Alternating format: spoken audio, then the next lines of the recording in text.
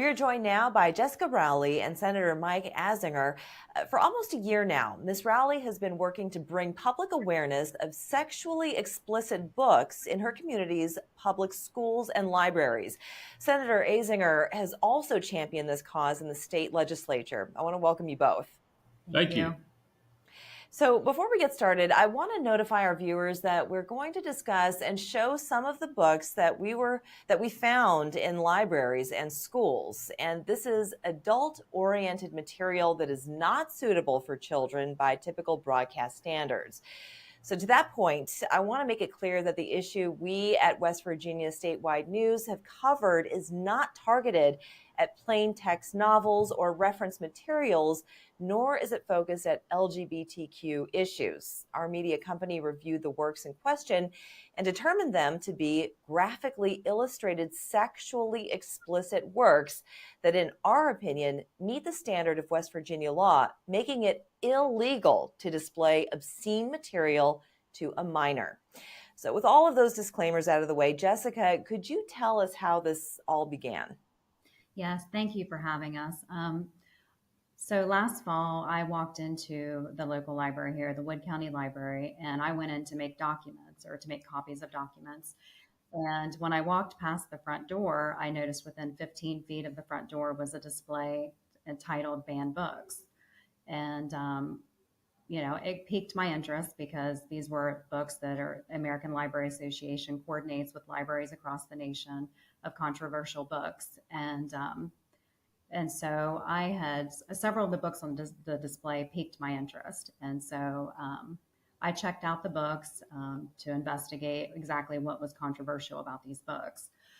When I got home that evening, I was shocked and horrified at what I saw in the books, because as I walked in the library, I want to also make mention that there were several children walking around the display. And at any point in time, any one of these children could have picked up the book, looked at what was in the book, and we're talking very sexually explicit material, which I had no idea was inside these books. And that's really what got this started.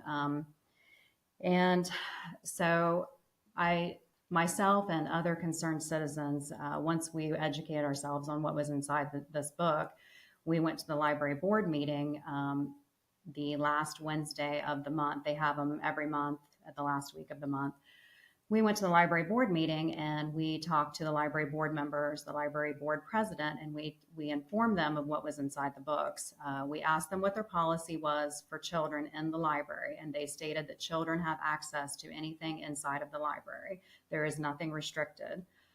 So at that point, that's when we educated them of what was inside the book. So I'm going to show you the image that I saw and the image that I shared with the library board members. So you can see, this is the book. It's entitled Genderqueer, and this was on display. And now I'm going to show you the image that I saw that got the whole issue started for me, which was, if you can see this image here. Now you can see this is very sexually explicit material. And I saw children under the age of 10 walking past this display. Again, at any point in time, any one of these children could have picked up this book. Now, the library board members, I will say that they did agree that it was inappropriate for a child. However, we asked for, and the library board president, but they would not agree to put any kind of placeholder, or I'm sorry, try to think of the correct word here, any restrictions or safeguards in place for children in the library. That's all we were asking. I want to make it very clear that this group in Wood County, we are not asking to ban books. All we are asking is for the books to have, be in a restricted area away from children. Jessica, that's pornographic material. Correct. There's no doubt about it. And that's allowed in our public libraries? That is allowed in our public libraries. Unfortunately, we have also found other sexually explicit books inside of the library besides this one, and also in Wood County schools. There is a challenge process where you can challenge the material. Once we realized that the library was not willing to put any safeguards in place for the children, I challenged the book to Brian Rates, the library director. Their policy is that he is the one specifically responsible for all the material in the library. And he let me know there was a challenge process if I had issues with the book. So Yeah, I those challenge. illustrations, sorry to interrupt you, Jessica, but just going back to those illustrations, it looks like it is tailored for a child. So what is the age range that is described on the book for whom it's targeted? Um, well, if you look on the front of the book, it says teen readers and adult books. So it is questionable who the book. I mean, again, like you said, it's a comic book. I mean, it's got cartoon illustrations. So to me, that's geared toward a child, towards a child. Hmm. Hmm. Um, Okay. so I challenged the book through their process once I realized they weren't going to do anything, and they stated in a letter back to me, they mailed me a letter and stated that it met their criteria. Um, Actually, the book that I challenged was Let's Talk About It, which is a different book, but it was one of the other. It had sexually explicit material also. That's breathtaking. I've never seen anything. I could never dream of seeing something like that as a child in my public library. Now, Senator, I'm curious, how did you become involved with this issue? Why did you become involved with this issue? Well, I became involved through Jessica and a number of other friends who are part of the activist group here in Wood County that are spearheading this. And I had the exact same expression on my face as you had on yours, Layla. It's just utter disbelief, and it's outrageous, and it doesn't it makes you angry that children would have access to this kind of filth, and that's what it is. It's filth, and Jessica has been. She does what she did with this book with you, Layla. She does at city council meetings, at candidate meetings during election season. She walks it around and shows everybody this. That's what they're seeing. This is an outrage. This is disgusting.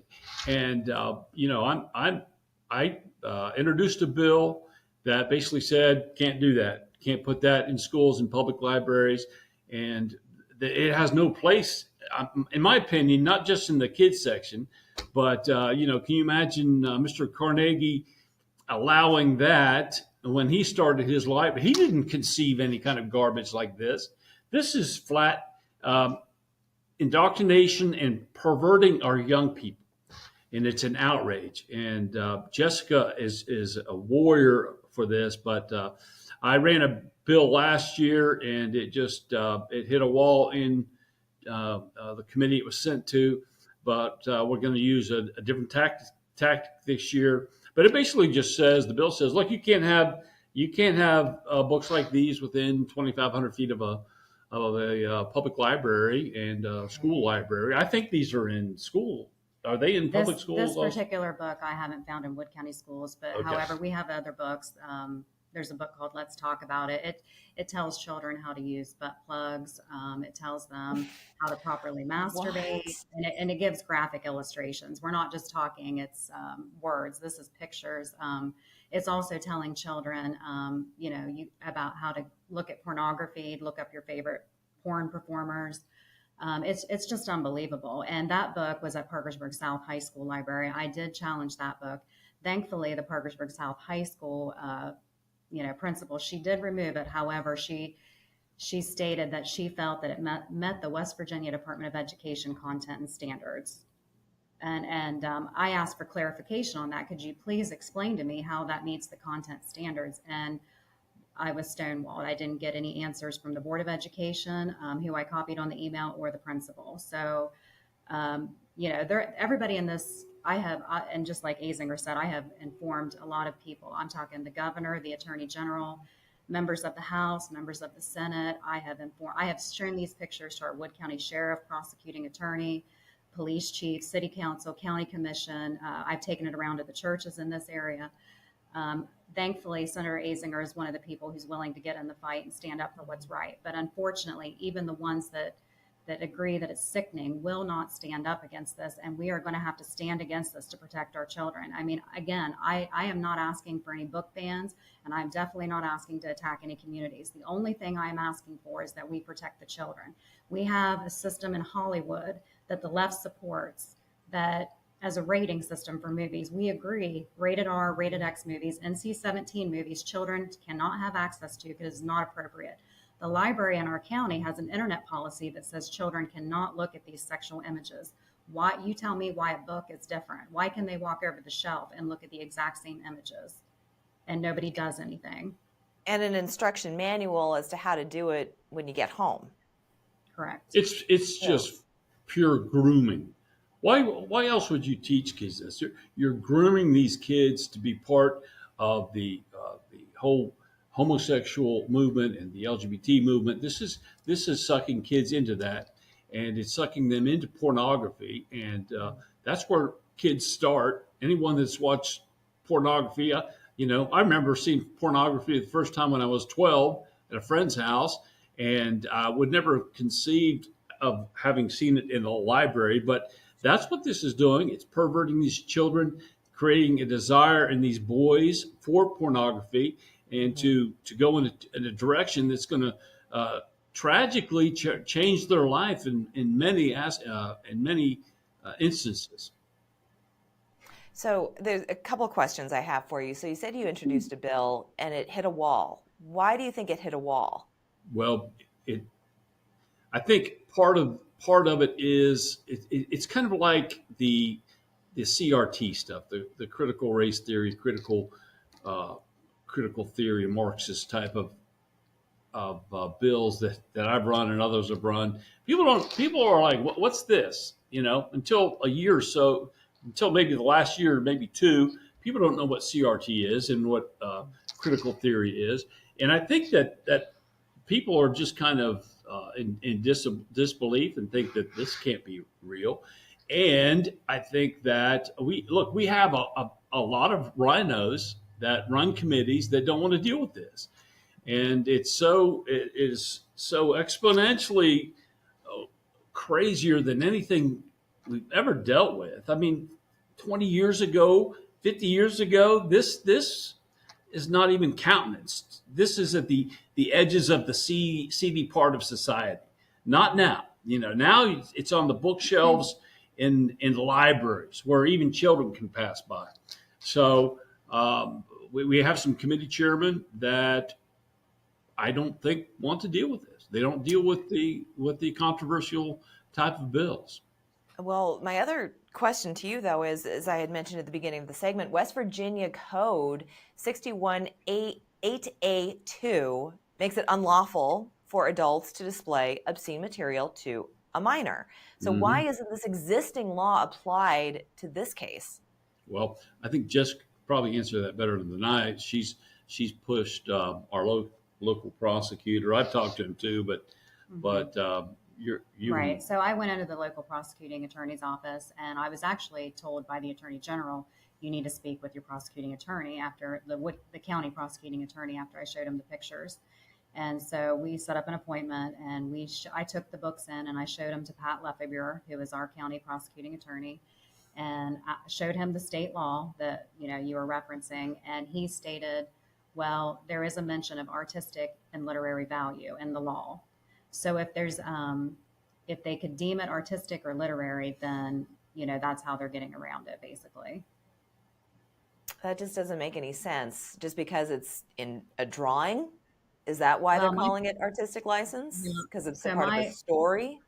Right. So my follow-up question to him, once he stated that, was, so if I put a Playboy or a Hustler in the school, we know there's interviews. Playboy did interviews with lots of people, and so that could be literary value. So is that the next step, that we put adult pornography in the schools? Because if that's how you're interpreting the law, there's the justification to put that in the schools and in the public libraries. What was their answer? He wouldn't answer. I said, what if I handed this to a child on the street? Would I get in trouble? Would it apply to me? And he wouldn't answer that question either. Okay. Well, do you feel that many parents are just unaware of what's happening right underneath their noses just because they're in complete disbelief? You've pretty much already said that. They're relying on enforcement of the existing law, potentially. But what would your advice be to parents as to how to better police what their own children are looking at when they go to the public library? Well, I think, parents need to be on guard and aware that this stuff is happening. And I mean, unfortunately, we have a media that likes to spin it and state that we're banning books. We don't believe in freedom of speech. We're just on a witch hunt. But that's not the case. I mean, this is just sexually explicit material. I challenge parents to go out and do the investigation. Look for yourself, do critical thinking. What's inside these books that's such an uproar? I mean, is this really an issue, or is it much to do about nothing? That would be my challenge to parents. Go out and take a hands-on approach and make sure that your children are safe. I'll say, Layla, also that I think a vast, even though Jessica and her friends have stood on street corners holding signs, have brought the attention to a lot of people, including the local newspaper. It was on the front page. But I still think a vast majority of parents have not seen the picture you saw, or they would just be in an uproar. I mean, this is just it's just outlandish. It's just beyond the pale, and it's perverse. And parents need to go to their school, call the school, and just raise a fit. That's what we need to do. We need to have parents raise a fit like they're doing at these local school boards all across the country now. And parents are waking up, but parents need to get the book, look inside the book, and raise a fit. That's what needs to be done. Yes, and call the county prosecuting attorney and ask him to enforce the law. I mean, it's clear this is in violation of that state law. Through our online research, we discovered that these texts are in other counties as well. The library system's online catalog shows them in Cabell, Putnam, Wayne, and Mason counties. So it sounds like you have quite a fight on your hands, but do you feel that in the next few months, in the near future, that you're going to be able to make some inroads? And I'll ask you this question as well, Senator. I mean, the only thing I feel like I can do, we as a group of concerned citizens at this point, is to continue to raise awareness. Educate people where we can, and just get them to actually look in the books, see what it is that we're talking about, and understand how harmful this is for children, and educate them on the laws. And like Senator Azinger said, go to your Board of Education meetings, go to your city council, go to your county commission. I mean, it's so important to be involved in local government. I can honestly say, unfortunately, in the past, I have not been involved, but I realize now how important all levels of government are. And I just ask every citizen, do your due diligence and please get involved in this fight, because we have to protect the children. Yeah. It's a matter of just perseverance, and Jessica has shown that for sure. And that's all it is with a bill and a legislature. It's a matter of perseverance. It's like the religious freedom bill that we just passed last session in West Virginia. Well, the first time we ran it was in 2015, after West Virginia became a Republican majority for the first time in 83 years. So it failed in 2015, and all of a sudden in 2023, it passed just a piece of cake. So timing is a lot of things on these, and it's just a matter of not quitting, and just keep throwing the punches, and keep getting the word out and letting people know what's in these books. And people have a common sense of morality. It's written on our hearts by God. It's natural law. All you have to do is appeal to that for the most part. I mean, there are people that will say, hey, you're banning books. Well, this is me speaking, not Jessica or anybody else. I'm for banning this book. I don't care. Like I said, and I said this to Brian Rates, who's in charge of the libraries here, when I met with him.